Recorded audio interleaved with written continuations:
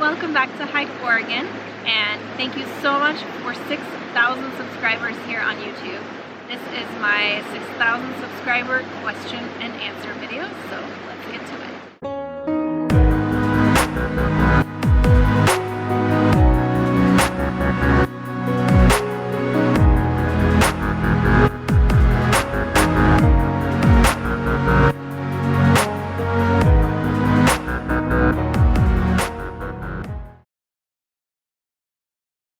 Just Peachy from YouTube asks, I've been seeing a huge increase in bad hiker behavior in Oregon, including off-leash dogs in areas where leashes are required and people cutting switchbacks. Do you feel comfortable saying something to hikers when you witness this kind of behavior? I recently had a situation where we were hiking behind some people who were cutting switchbacks, and I didn't say anything, and it made me feel really terrible, and I still think about it all the time. It was a group of like 5 or 6 guys, and you just never know how people are going to react, and honestly I was a little afraid of the interaction, so that's why I didn't say anything. I think the cutting switchbacks thing is a little bit harder to address than, let's say, someone feeding wildlife or picking wildflowers and putting their tent in a field of wildflowers or something like that, or leaving their fire unattended. That to me is easier to address than the switchbacks. But yes, I think I would feel comfortable saying something now that I have not said something, and I think about it all the time and stuff like that. And I think there are lessons with the Leave No Trace people and they can teach you how to approach people. And you never want to approach someone if you think it's going to be a hostile situation. Don't get into an altercation out in the wilderness. That is not a good idea. At that point, just let it be.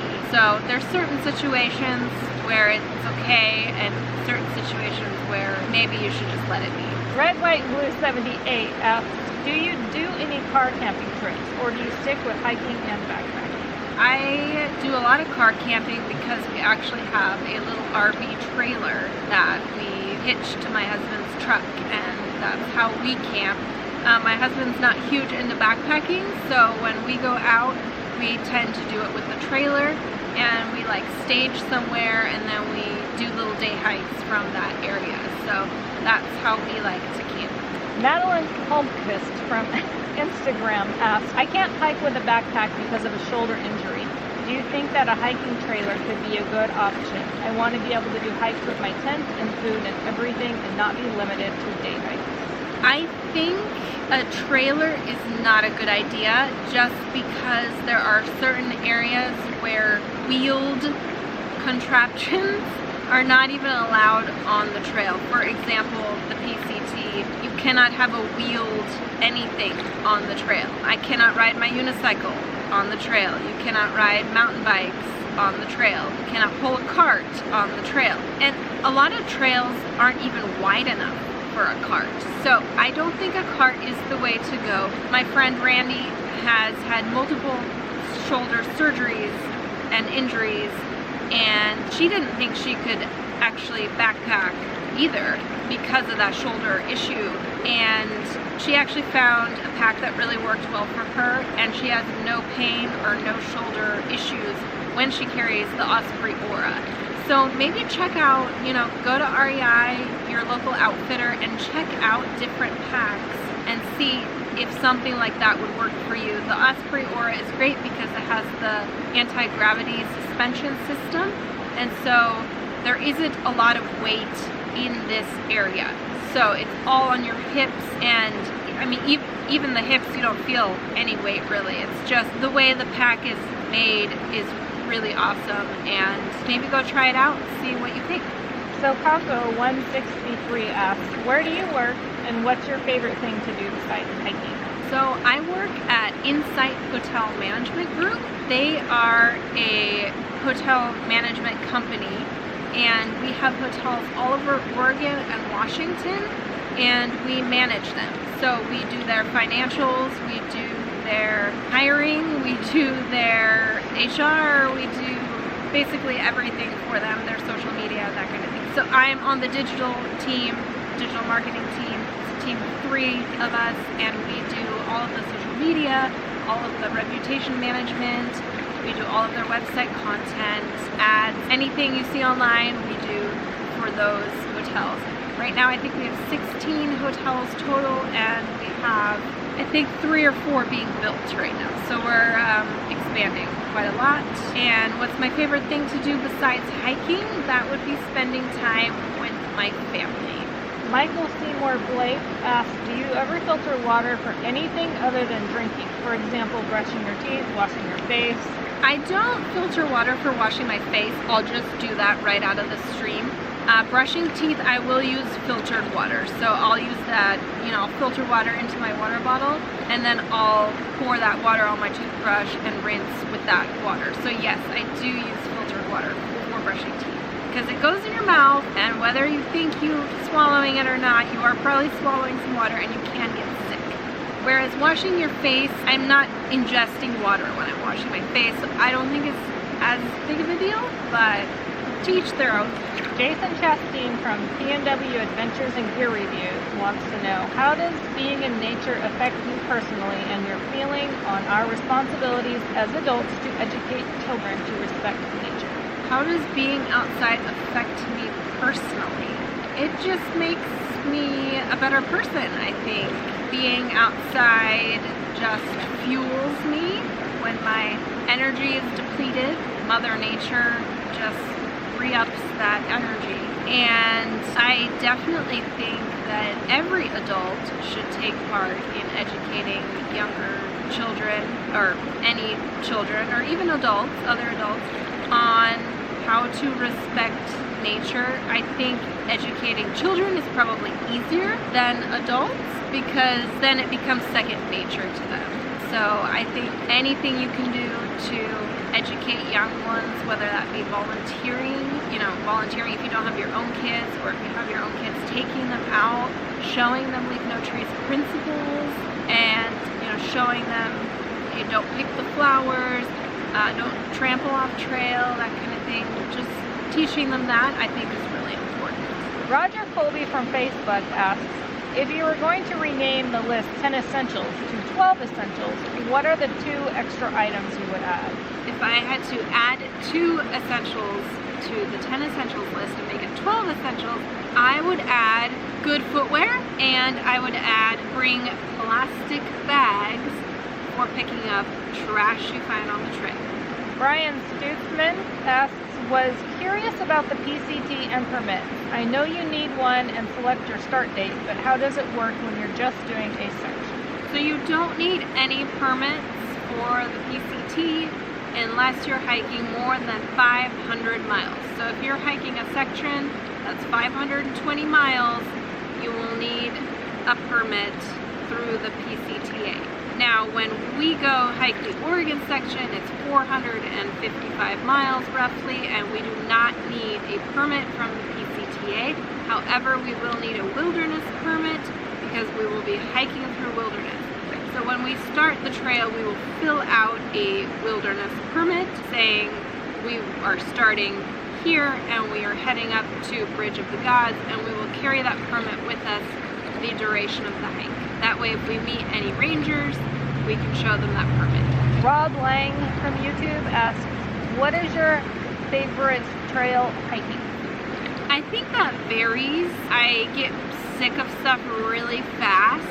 So my favorite day hiking food snack is just bars. I really like bars, but I vary them because I get so sick of certain bars. And then my favorite backpacking food would probably have to be anything from Outdoor Herbivore. They make really healthy backpacking food, and so I really enjoy having that great meal at the end of the day. Timothy Brown from YouTube wants to know if you could do more hikes around Southern Oregon closer to Ashland and Medford and the Klamath Falls area. Yes, so I get this a lot. People get really mad at me because Hike Oregon doesn't have any hikes in the southern region of Oregon. Keep in mind, I am one person and I have a full-time job. So I've only been doing this for like 4 years, and there are hundreds of trails in a 100-mile radius of where I live. So I have been just exploring those over the last 4 years, and I'm just now getting to the point where I have kind of exhausted those trails. So now I am starting to head out further south and further east and those kinds of areas. So they are coming.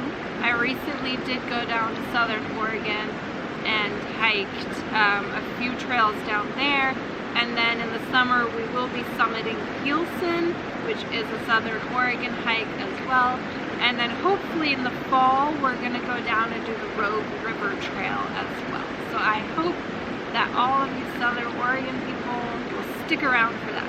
Susan Walasek asks, do you ever need a mosquito shirt or head net when on the trail, and do you carry bug repellent?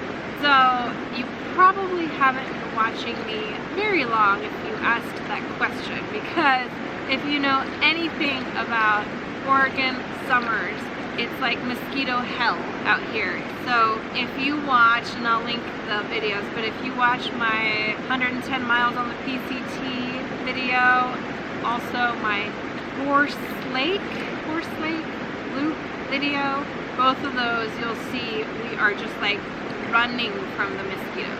I think I did that Horse Lake loop, 11-mile loop in like crazy record time because we were just running from the mosquitoes. We could not even stand still. I could not pee.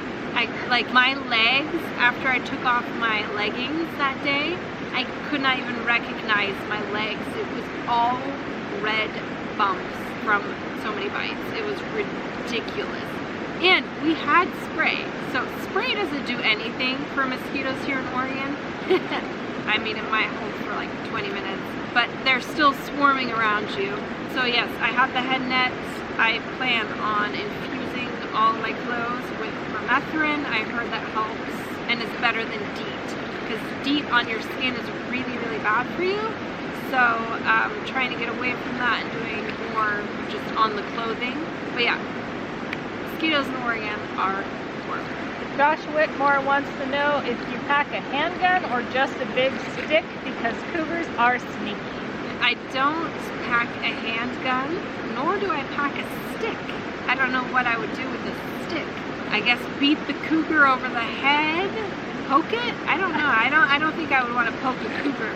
No, I carry bear spray. I don't ever want to be in a position where I have to shoot someone or something, nor do I want a gun in my backpack. I just think that's a really bad idea. So I just carry bear spray. It can be used on humans, bears, and cougars.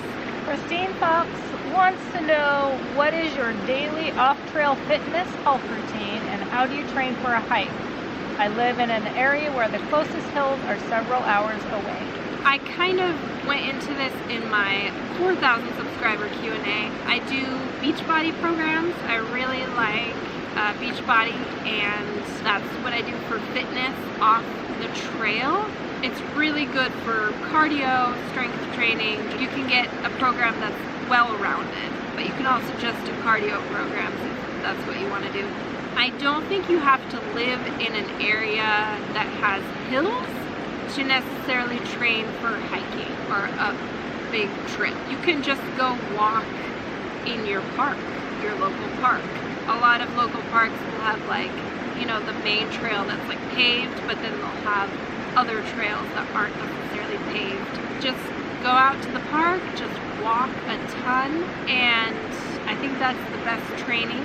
Also, cardio workouts really help, especially for those times when you are going uphill and you wanted to train for that. Cardio training is excellent. Clem Johnson wants to talk about your foot care routine at the end of the day.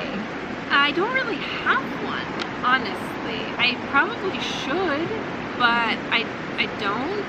And I mean, that's gonna change on the PCT. Obviously, my feet are gonna be my number one priority when I'm hiking 16 to 25 miles a day in and day out.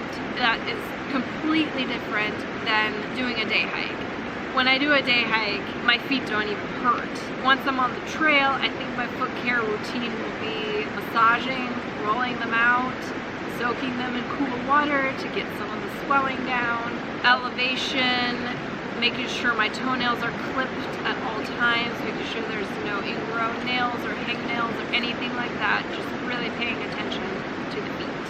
Tina Hittigan says, I know what to take on a day hike. My problem is how to pack it properly so it doesn't all just sit in the bottom of my pack. I have an Osprey Tempest 30. Any good tips or tricks or suggestions? That is a problem that a lot of day packs have. A lot of them are just like one big compartment, maybe two at most. I have that problem as well. Yeah, it's a lot of digging in your pack. I think a way to remedy that is maybe getting separate little baggies for your stuff. So I always have my food in like a plastic bag. I always have my first aid stuff in a separate little baggie. You know, you could put like your extra clothes in like a bag. You know, I have extra socks, I have extra layers, hat, gloves, I have all this stuff in my pack. That way, if you're wanting to get to your, let's say, extra camera lens or first aid kit, that way you're not having to like pull out hats, socks, all this other crap. Maybe just put that all in like a bag and have everything in its separate bag in the backpack. Casper Furlong says, I'm a new subscriber like 2 days ago. A quick scan of your video list left me thinking, have you or are you ever planning off-trail adventures, or have you researched it? Well, first of all, welcome to the Hike Oregon family. You're right, I don't do off-trail adventures because I don't really promote them due to leave no trace principles. Going off-trail is necessary in certain situations. For example, when I went to Denali National Park, there aren't very many like official hiking trails. So in Denali, you do have to do like cross-country hiking. If you're wanting to backpack there, you're cross-countrying it. You're not hiking on a trail. So in that instance, yes, I would do cross-country hiking, and I have done that for sure. And if you do any of that in a place like Denali or whatever, just make sure that you're not, you know, if you're going with multiple people, you're not going one person after the other so that you're creating a trail, because that's not what you want to do. You want to kind of move in a dispersed fashion so that you're not creating a stomped down trail that's gonna help with leave no trace. So I don't promote it, but I know it is necessary in certain situations. It is by no means necessary in Oregon. We have thousands and thousands and thousands of hiking trails that I have yet to even discover. So for now I'm sticking to trails. Jay Morton 03 asks, do you go on day hikes every weekend, and if so, how many do you do in a weekend? If the weather is good, I will go on a hike every weekend. Every weekend. I think there's only been like 1 or 2 weekends since the summer that I have not gone hiking, and that was due to weather. So if it's pouring rain, I will not go, because to me it is kind of pointless to go when it's pouring rain, because then I can't take photos, and that's a huge part of why I go hiking. So then I won't go, but that doesn't happen too often, even here in Oregon. We almost always have some sort of window of time where we can sneak in a hike in that rain. So yes, I will go every single weekend if I can, and I usually just go on one hike a weekend. There are days where the hikes are really short, and so I'll group little hikes together if they're close together. Like last weekend I did 3 separate hikes, but that's rare. And then if I have a long weekend, so if I have a 3-day weekend, I will probably go hiking twice. 707 Sunflower asks, do you have any long-term hiking goals? Every trail in Oregon, PCT, Wonderland Trail? Hiking goals. Yeah, kind of. I mean, they're not like set in stone, but I want to basically section hike the PCT. The next section I want to do is Washington, and I would like to do the section of the PCT that goes through the Sierras.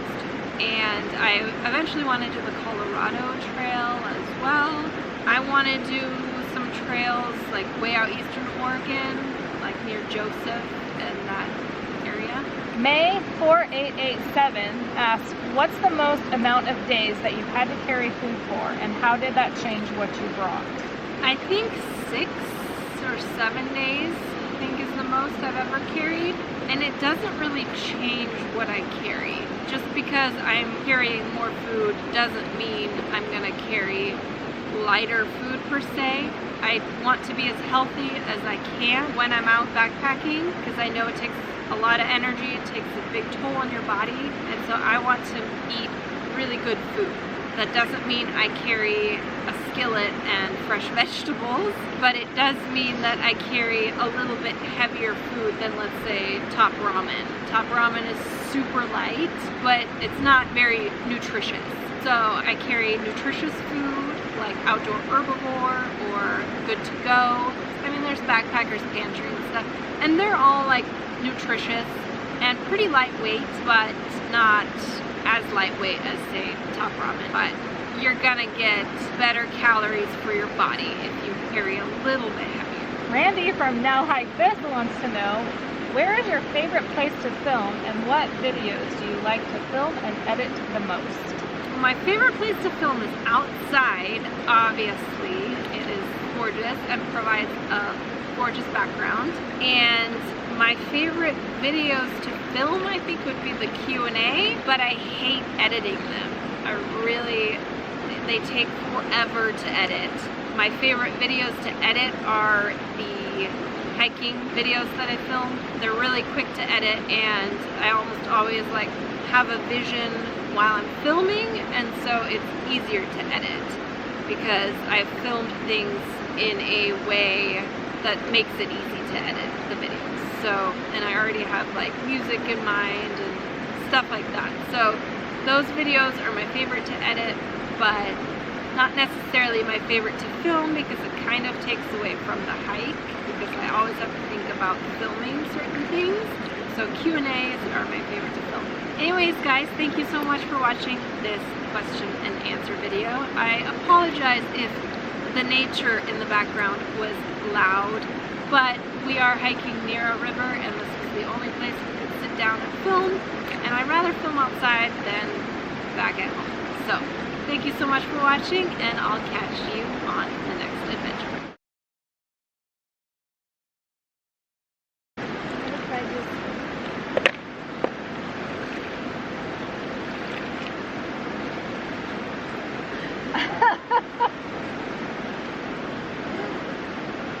I do think that you can, what were you going to say on this subject? Well, that there's a pack for everybody, and you Yes. can like the shoulder pack.